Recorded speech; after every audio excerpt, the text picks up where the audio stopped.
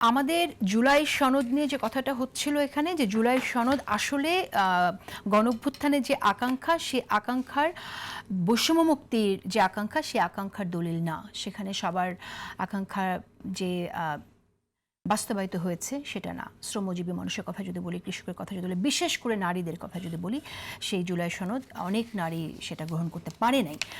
সেই জায়গা থেকে আমি যদি প্রশ্নটা করি যে আমাদের সেই বৈষম্যমুখী তো হয়নি, তাহলে এই জুলাই সনদের যে জায়গাগুলোতে আমাদের বৈষম্যমুক্তি আসলে ঘটলো না, সেই আলোচনাগুলোর জন্য স্কোপ আমাদের ওপেন রাখতে হবে। সেটা না করে একদম যা আছে অ্যাজ ইট ইজ পদ্ধতি অনুযায়ী ওটাই কি একদম মানতে হবে, সেটা আসলে তো আমাদের অনেকের জন্যই আকাঙ্ক্ষার বাস্তবায়নের জন্য একটা প্রতিবন্ধকতা, নাম্বার ওয়ান। নাম্বার টু হচ্ছে যে এই আমরা এই যে কথাটা আমরা বলছি যে নারীর প্রতি যে দৃষ্টিভঙ্গি, সেই দৃষ্টিভঙ্গির জন্য যে দাবিটা ছিল, পরিবর্তনের যে কথা ছিল, শুধুমাত্র আইনি অধিকার দিয়েই তো সব পরিবর্তন আনা যাবে না, দৃষ্টিভঙ্গির পরিবর্তন দরকার। সেই জায়গা থেকে অনেকবার আমরা কথা বলেছি জামাতের সাথে। জামাতের যে দৃষ্টিভঙ্গি নারীর প্রতি, সেটা অনেকের কাছে অনেক আপত্তিকর।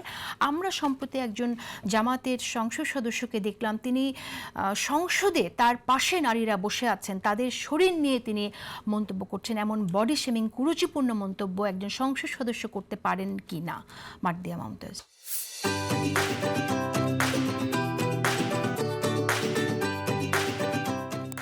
আচ্ছা, আমি একটু শুরুতে বলবো, আপনি কি বক্তব্যটা শুনেছেন কিনা? শুনেছি আমি।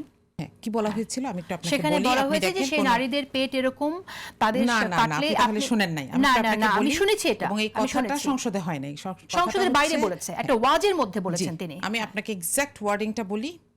উনি বলেছেন যে আমরা হেলথ কনসিয়াস না, এবং আমার আশেপাশে অনেক দুর্নীতিবাজ আছে যাদের পেট এত বড়, আমার মাঝে মধ্যে ভয় লাগে, আমার মাঝে মধ্যে লজ্জা লাগে যে আমাদের নারী সাংসদরা আছেন, তারা জানি দেখে কি ভাবছেন। এক্সাক্ট ওয়ার্ডিংটা এটা। আপনি যদি এখনো প্লে করতে চান আপনি প্লে করতে পারেন। আমি এটা শুনেছি।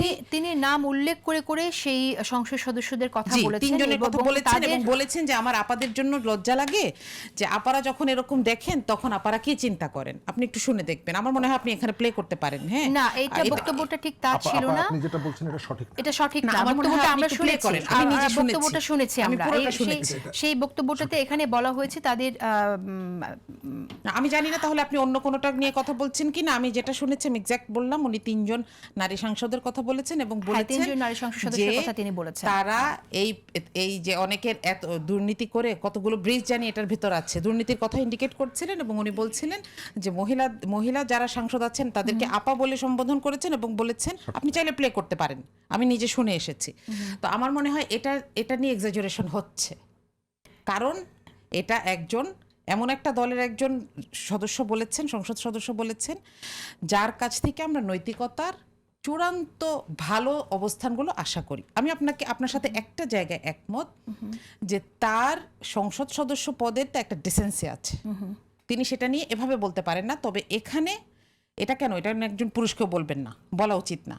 কিন্তু এখানে আমি আপনার সাথে এই ব্যাপারে সম্পূর্ণভাবে দ্বিমত যেই জায়গায়, সেটা হচ্ছে যে এটা মোটেও নারীর ব্যাপারে বলা হয়নি। এটা ভালো করে না শুনে এটা নিয়ে একটা বিতর্ক করা হচ্ছে। আমার মনে হয় আপনার কাছে থাকলে আপনি একটু প্লে করতে পারেন।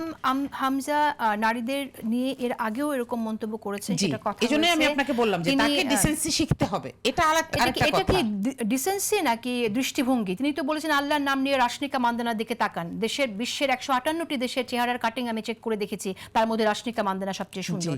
আপনারা ধর্মের কথা বলবেন, আপনাদের নেতারা নারীদের পর্দা করতে বলবেন, আবার তারা গোপনে গিয়ে নারীদের চেহারা দেখে কাটিং পরীক্ষা করবেন। তাহলে এই যে রাজনীতি, বিচারিতা রাজনীতি, সেই রাজনীতির পক্ষে আপনি কথা বলছেন একজন নারী হয়ে। একজন ব্যক্তিকে দিয়ে একটা দলের পলিসিকে ডিফাইন করবেন না, নাম্বার 1। নাম্বার 2 হচ্ছে মানে বুঝলাম না, মানে আপনারা তাকে সংসদ সদস্য বানিয়েছেন, আপনারা তাকে এম্পাওয়ার করেছেন। আমরা তাকে বানাই নাই, মানুষ ভোট দিয়েছে।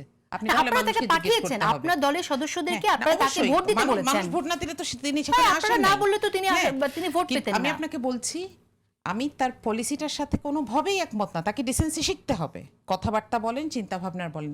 কিন্তু এখানে যেটা বলা হচ্ছে উনি নারীকে অবমাননা করেছেন, বিষয়টা সেটা না। আপনার কাছে ভিডিওটা থাকলে আমি বলবো যে আপনি আপনার শোতে একটু প্লে